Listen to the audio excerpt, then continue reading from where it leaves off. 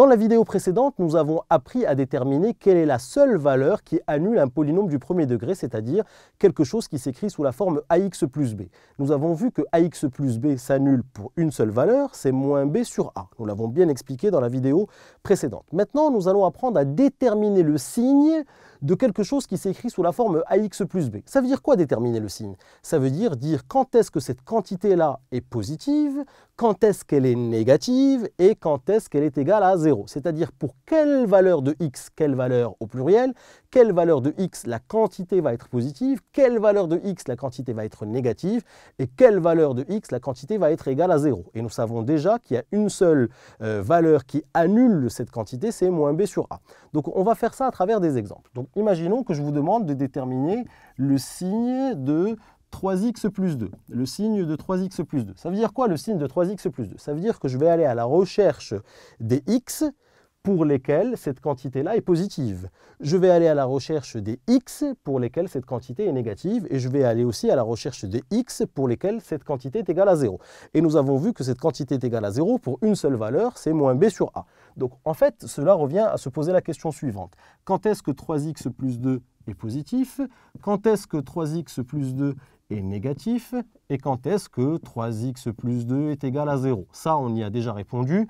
Cela revient à résoudre cette simple équation, donc 3x est égal à moins 2 et x est égal à moins tiers. Et je vous avais dit que quand on a quelque chose qui s'écrit sous la forme ax plus b, la seule valeur qui annule ax plus b, c'est moins b sur a. Moins b sur a est la seule valeur qui annule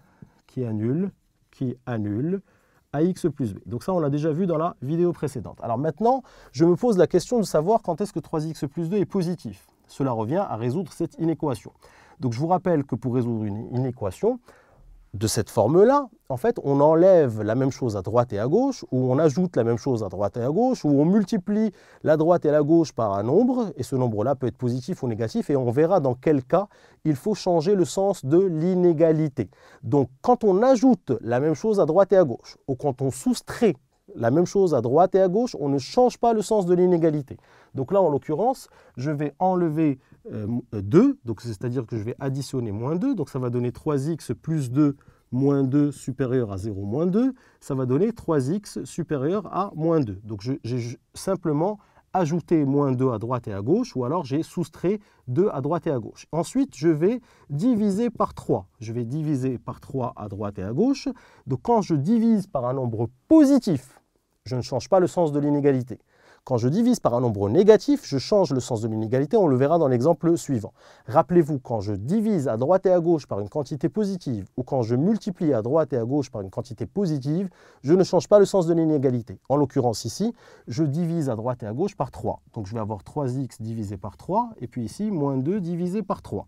Donc le 3 se simplifie avec le 3, et j'ai donc x supérieur à moins 2 tiers. Alors faisons la même chose ici, je vais enlever 2 à droite et à gauche, donc je vais enlever 2 à droite et à gauche qui va me faire 3x plus 2 moins 2 inférieur à 0 moins 2 qui va me faire 3x inférieur à moins 2. Pourquoi je n'ai pas changé le sens de l'inégalité? Puisque j'ai tout simplement enlevé 2 à droite et à gauche. Alors soit vous dites j'ai enlevé 2 à droite et à gauche, soit vous dites j'ai additionné moins 2 à droite et à gauche. Ensuite, je vais diviser à droite et à gauche par 3. Je vais diviser par 3, et donc je sais que quand je divise ou que je multiplie les deux membres de l'inégalité par un nombre positif, je ne change pas le sens de l'inégalité. Donc là, je divise par un nombre qui est positif, donc je vais avoir 3x sur 3 inférieur à moins 2 sur 3. Je simplifie le 3 avec le 3, et j'ai x inférieur à moins 2 tiers. On souffle un petit coup, et là, pourquoi j'ai fait tout ça? J'ai fait tout ça pour connaître le signe de 3x plus 2. Donc 3x plus 2, finalement, je sais quand est-ce qu'il est positif. Il est positif pour toutes les valeurs qui sont supérieures à moins 2 tiers. Je sais quand est-ce qu'il est négatif. Il est négatif pour toutes les valeurs qui sont inférieures à moins 2 tiers. Et je sais quand est-ce que 3x plus 2 est égal à 0 pour la seule valeur qui est x égale moins 2 tiers. Donc là, ces trois cas-là, nous allons juste les récapituler dans un petit tableau qu'on appelle le tableau de signes de la quantité 3x plus 2. Donc regardez le tableau de signes, c'est très simple, je vais le faire ici. Hop, je vais mettre ici x, je vais mettre ici 3x plus 2. Et je sais que 3x plus 2 va s'annuler pour moins 2 tiers, c'est-à-dire il va être égal, 3x plus 2 va être égal à 0 pour cette quantité-là, moins 2 tiers. Et ensuite, quand est-ce que 3x plus 2 est positif? Vous voyez, quand x est supérieur à moins 2 tiers. Donc en fait, pour toutes les valeurs qui sont ici, d'accord, pour toutes les valeurs qui sont supérieures à moins 2 tiers, cette quantité-là va être positive. Et pour toutes les valeurs qui sont inférieures à moins 2 tiers, vous voyez, cette quantité-là va être négative. Quand est-ce que 3x plus 2 est négatif? C'est négatif pour x inférieur à moins 2 tiers. Donc on va avoir ici moins. Donc hop, et ceci s'appelle le tableau de signes, le tableau de signes de 3x plus 2. Donc dans ce tableau, tout de suite, par un simple coup d'œil, je sais que toutes les valeurs qui sont supérieures à moins 2 tiers, 3x plus 2 va être positif. Si je remplace x par n'importe quelle valeur qui est supérieure à moins 2 tiers, ça va nous donner un résultat qui est positif. Si je remplace x par une valeur qui est inférieure à moins 2 tiers, si je remplace x ici par une valeur qui est inférieure à moins 2 tiers, la quantité ici va être négative. Donc vous pouvez essayer, si vous voulez, on peut le faire rapidement. Si je prends le nombre 0 est-il ici ou ici? Il est ici. D'accord? Donc remplacer ici x par 0, ça va faire 3 fois 0 plus 2, ça va donner 2, et 2 est positif. Prenons une valeur qui est ici, c'est-à-dire qui est inférieure à moins 2 tiers. Prenons par exemple moins 10. Moins 10, c'est inférieur à moins 2 tiers. Remplaçons ici x par moins 10. 3 fois moins 10, moins 30. Et moins 30 plus 2, ça donne moins 28. Et moins 28 est négatif. Donc ici, toutes les valeurs qui sont inférieures à moins 2 tiers, si je remplace x par une valeur qui est inférieure à moins 2 tiers, ça va donner une quantité négative.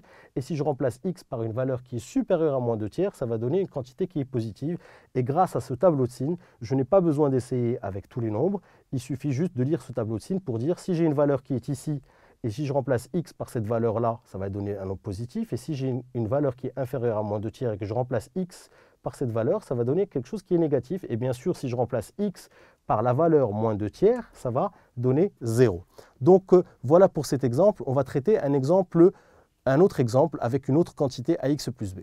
N'oublie pas de t'abonner à ma chaîne YouTube en cliquant sur s'abonner et de t'inscrire sur kifflesmaths.com.